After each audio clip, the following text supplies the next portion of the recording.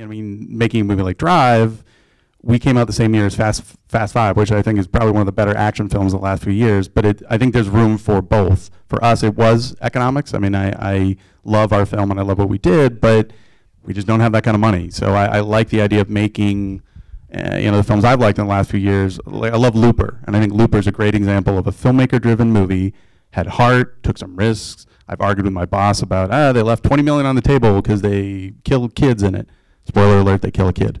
But it's just a really unique vision, and I mean, I think Source Code is a good movie. The Gray is a good movie. I mean, movies that have a little bit more story, a little bit more character, a little bit more risk. I think the movies I'm talking about, there's hard deaths in them. They take their time. There's pacing that you wouldn't find in a normal movie.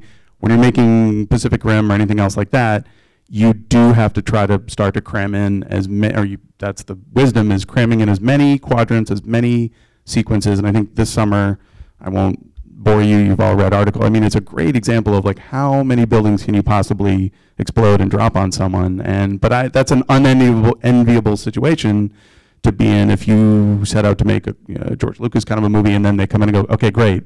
There needs to be CGI werewolves in your movie now, or there can't be CGI werewolves in the sense of Lone Ranger. So I mean, that's a tough space to be in. It just, things get bigger and bigger and more out of control. I mean, we sort of operate in a 15 to 20, 25 million space. And it's fairly comfortable to try to make the movies I'm talking about that at least we don't have to satisfy mom, dad, a 12-year-old kid. I mean, it's really, really difficult to do that, so.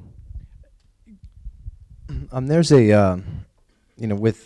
I think there's a watershed moment recently, and it just happened this week, and it's happening now with Gravity, because all those movies, Source Code, all those great films, those are all made outside the studio system. Looper, they were all made by independent financiers, foreign sales based usually.